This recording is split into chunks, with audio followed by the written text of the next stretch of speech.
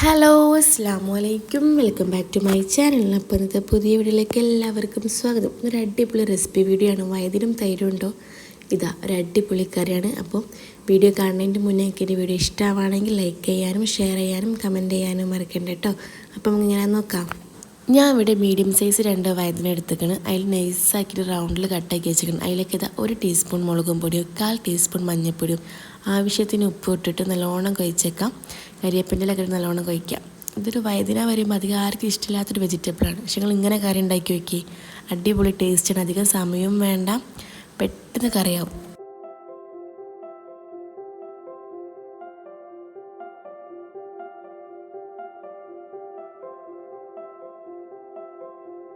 പിന്നെ ഇതാ തൈരൊക്കെ ചട്ടിയിൽ വെച്ച് സെറ്റാക്കി വെച്ചിരിക്കണം. തൈരും വയതിനും വെച്ചിട്ടാണല്ലോ നമ്മൾ കറി ഉണ്ടാക്കുന്നത്. ഇന്ന് വയതിനത് ഫ്രൈ ചെയ്തിട്ട് തൈരിലേക്ക് ഇടണം.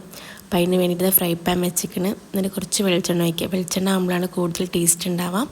എന്നിട്ട് വയതിനൊക്കെ ഒന്ന് ഓരോന്നായിട്ട് ഫ്രൈ ചെയ്തിട്ട് എടുക്കാം.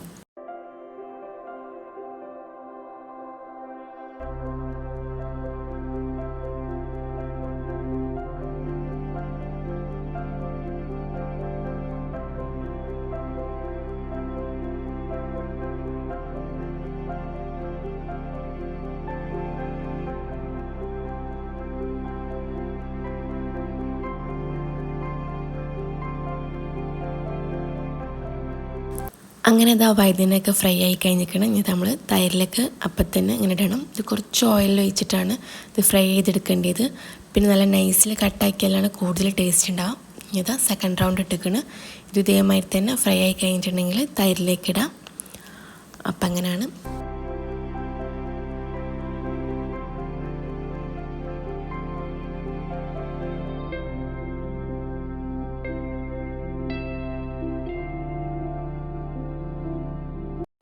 പിന്നെ അത് ആ സെയിം പാനിലേക്ക് തന്നെ കുറച്ച് വെളിച്ചെണ്ണ ഒഴിച്ചെടുക്കുക. എന്നിട്ട് ഇതാ പെരിഞ്ചീരകം ഇട്ടെടുക്കുക. അതിന് ശേഷം അത് 5-6 ചെറിയുള്ളി കട്ടാക്കിയത് ഇട്ടെടുക്കുക. എന്നിട്ട് നല്ലോണം മിക്സ് ആക്കുക. ചെറിയുള്ളി നല്ലോണം വാടിക്കഴിഞ്ഞതിന് ശേഷം കരിവേപ്പിൻ്റെ ഇലയും 3 ചുവന്ന മുളക് ഇട്ടിട്ട് നല്ലോണം മിക്സ് ആക്കാം.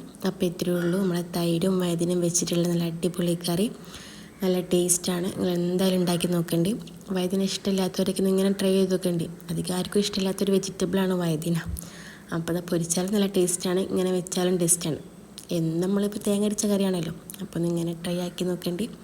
അടിപൊളിയാണ്. പിന്നെ അധികം സമയവും വേണ്ട, വയതിനെ പൊരിക്കേണ്ട സമയം മാത്രം മതി നമുക്ക് ഈ കറി ഉണ്ടാക്കാൻ. പിന്നെ ഞാൻ അതാ മല്ലിയില ഇട്ടെടുക്കേണ്ടത് ഒരു ഓപ്ഷനിലാണ്, നിർബന്ധമൊന്നുമില്ല. ഞാൻ ജസ്റ്റ് ഒന്ന് ലുക്കിന് വേണ്ടിയിട്ട് മാത്രം ഇട്ടെടുത്ത ഫോട്ടോ എടുക്കാൻ വേണ്ടിയിട്ട്. അപ്പോൾ ഇത്രയേ ഉള്ളൂ. നല്ല അടിപൊളി സിമ്പിൾ കറിയാണ്. വെറും 5 മിനിറ്റ് ഉണ്ട്. അതും അധികം ചേരുവകളൊന്നും ഇല്ലാത്ത അടിപൊളി കറി.